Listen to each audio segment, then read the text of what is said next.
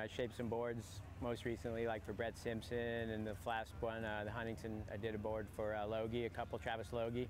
They seem to really click. Brett's more local, so we kind of have his Huntington quiver a little bit more dialed, I mean, Huntington can range from knee-high and mushy to kind of A-frame tubes, so, he's got his little 510 low rocker grovelers to his, 6'1" regular boards, and it's cool that I'm up the street. We can like meet up and surf with the new boards and throw 3 boards on the beach, go catch waves. He's actually bigger than I am, so I can ride the boards he likes or doesn't like to kind of get how they feel. It's not what I ride as a regular board, but I mean, I can ride him and kind of get where he's coming from, kind of fill in the feedback that he doesn't give, by feeling the board under my own feet. I mean, obviously he's much more advanced than I am, but still to stand up and go through the motions, you can tell if it's sticking somewhere or where it feels good or where it feels light and weird. You put that together with what I'm seeing paddling out, with the, how he's coming off the bottom or how he's wrapping and hitting it. So, I got a good little feedback source with him, and because he's been doing well in a couple of those contests up there. Okay, so we'll chat a little bit and we'll go to the pictures. The hard part about making boards for the guys here is they're all such different specimens. There's a lot of differences between the boards that different guys ride. Taj, who is really snappy, quick, and light on his feet, he opts for a board with quite a bit of rocker, the Whiplash model. On the opposite end of the spectrum, Kaloe, who's got like that new school front foot, drivey kind of power airs. He rides a much flatter, more high volume board, more stable landing platform. He rides a sub driver. A guy like Julian's kind of leans more towards the Kaloe styles. He rides the F1 stub, so without getting into too much detail, it's actually a lot of work, and you're juggling a lot of different characters, personalities, and techniques.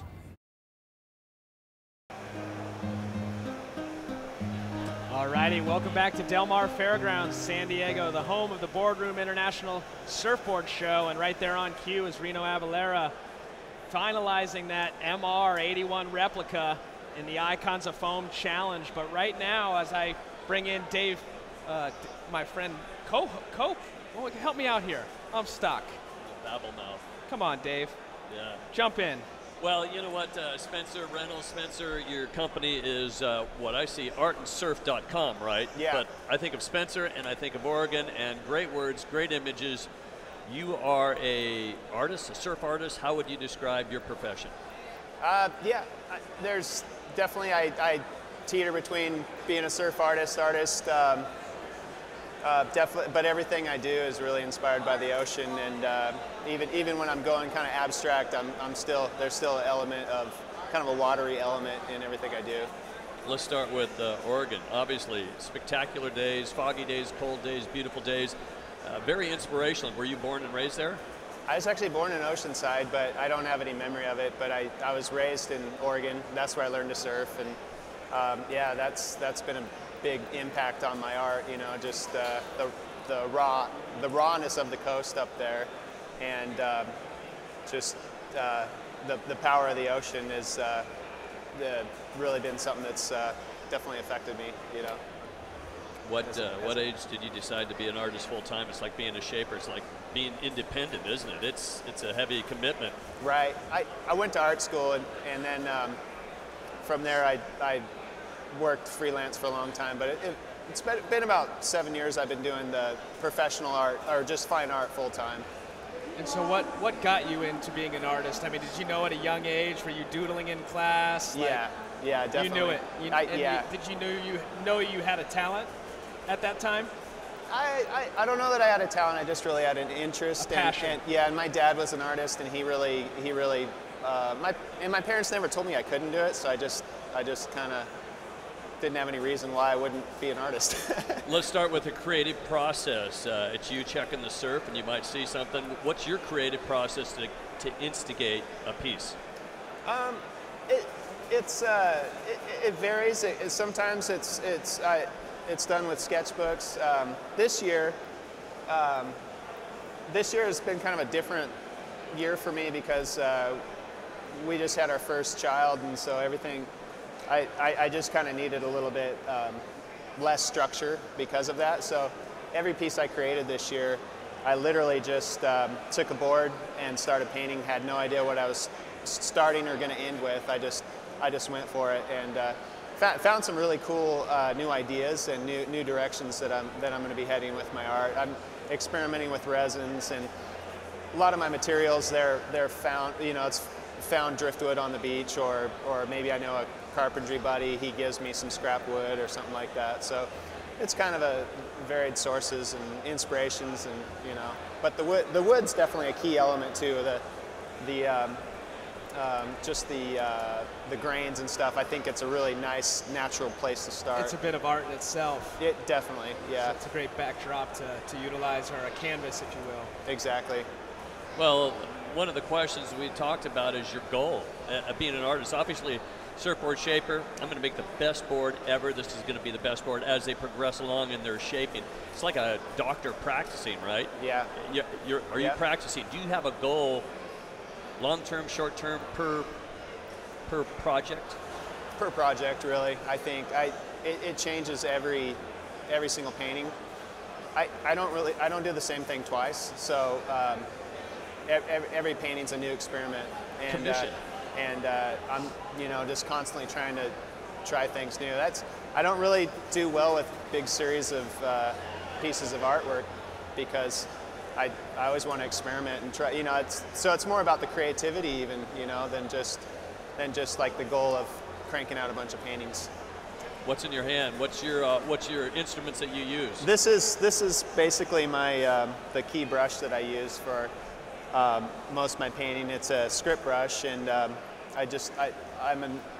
I oil paint, but I discovered this brush years ago, and it's just, you can get such nice fine lines with the long bristles. You can really load it with the paint, and you can just, a lot of my art, the line work's really important to me. So going thick to thin and everything, these types of brushes are what.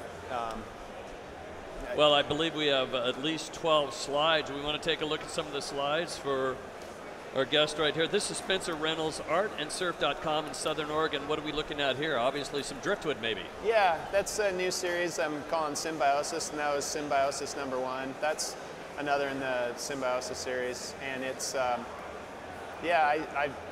finding driftwood, and that's a piece on redwood, and that's spectacular stuff, even starting with something and looking at that. If you do anything, basically, it's leveling two sides and working with this incredible frame made by nature. Exactly, yeah. And so you're finding that up in Oregon? Yeah. Just walking the beaches? Yeah, I find some incredible wood up there. There's just incredible stuff. And I usually kind of go for something that's been milled, lost its way, and then found, you know, and then it washed up on a beach. And so it's got this kind of, almost got a backstory to it, where, and then I try to make something beautiful out of it, or if not beautiful, you know, change it. No, it's fantastic art. And Spencer, you know, for the viewer out there, when you're no longer with us, what do you want to be remembered for? Oh, I don't know. As far as your art, not you as an individual, yeah, but your art. What do you want to stand for once I guess all said and done? maybe like if they can take away, I mean, there's a lot of deeper meaning behind my art, but you know, people really get into the colors and the line work, and sort of the balance between raw and refined structure and chaos or flow or whatever, you know. So I don't know, I hope that's what they take away from it. The soul of the ocean, and 95% of the people are not on a boat. They're right there at the water's edge, and you kind of get a feeling of what you see and what you find there. Who's your inspiration growing up as an artist? It was pretty varied, but you know, there's obvious like surf artists like Rick Griffin and people like that. You know, early on, I got into a lot of impressionistic painting, like Sargent and some Russian impressionists like Valentin Serov and I'm drawing a blank, but there's a pretty long list. I don't know. It's I'm very inspired by other artists. I'm just really into art. Like I like it. not even like particular styles, but I mean, I can go like pop art, impressionism, whatever. I just get into what the artists are doing if you understand their approach and what their goal was, you know. Well, real quick, Spencer, thank you very much. It's artandsurf.com. Yes. Check it out, great website, and he's a man with the talent with the word as well. Todd, where are we going next? Well, first of all, thank you. Best of luck to you, Spencer. Thank and you. as you said, artandsurf.com is his website. Stay with us. Coming up next, Jack Hosen, short guard makers of rib guard. Going to keep some of you older guys in the water with this material coming up next. But before we do, we got a commercial break. Stay with us. Cool.